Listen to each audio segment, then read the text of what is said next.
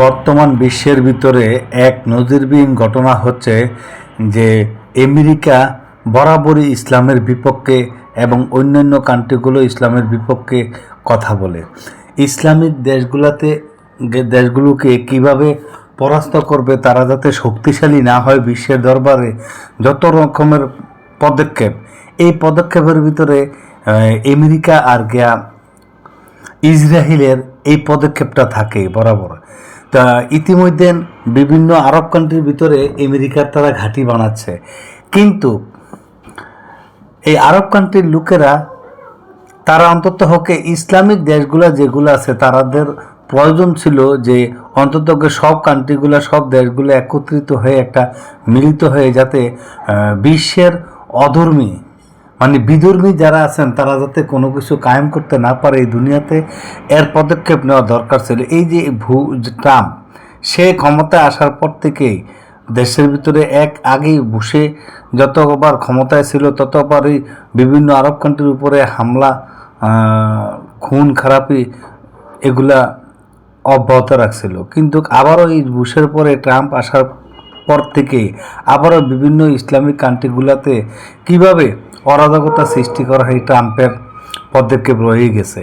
আর Israel তো হলো বিশ্বের ভিতরে একটা অমানবিক দেশ, যার ভিতরে কোনো মানবাধিকার নাই, কোনো মমতাবোধ নাই। তারা তারা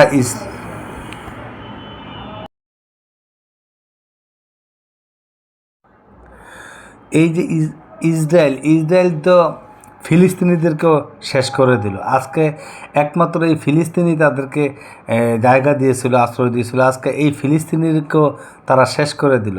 তাই এই জন্য একমাত্র এই বিশ্বের ভিতরে ইরান একমাত্র ধর্মীয় নেতা যে আজকে 4-5 দিন আগে শহীদ করলেন, উনি একমাত্র কোনো বিশ্বের কোনো বাতিলের কাছে মাথা নত করে নাই, কোনো আমেরিকার পরাশক্তির কাছে কোনো মাথা নত করে নাই। একমাত্র ইসলামিক দেশ হিসাবে উনি একমাত্র বিশ্বের দরবারে আছে না, একাই লড়ে গেছেন বিভিন্ন দেশের বিপক্ষে। তা আমরা এই জন্য আমরা দোয়া করি যাতে আল্লাহ পাক যাতে ইরানের সাবেক প্রেসিডেন্টকে আল্লাহ পাক ব্যস্ত নসিব করেন, যে উনি ইসলামের জন্য লড়ে গেছেন। ইসলাম কোনো দিন কোনো বাতিলের কাছে মাথা নত করতে বলে নাই। তো এই জন্য খামেনিও কোনো বাতিলের কাছে মাথা নত করে নাই। একমাত্র পৃথিবীর বুকে একমাত্র ইসলামিক দেশের ভিতরে ধর্মীয় নেতার ভিতরে বর্তমানে খামেনি ছিল প্রধান। তো এই জন্য এই ট্রাম্প বরাবরই এর আগেও ক্ষমতা আসার পরে ইরানকে শেষ করতে চাইছিল, কোনোভাবে পারে নাই, মাথা নত করে নাই। এখনও চাইছিল কিন্তু খামেনি মাথা নত করে নাই। কিন্তু তারা দুনিয়া থেকে একজন এক নেতাকে তারা সরিয়ে দিল।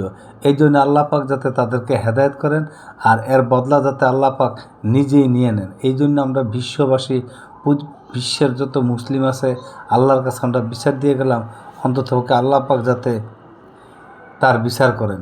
তাই আপনারা বেশি বেশি করে শেয়ার করবেন।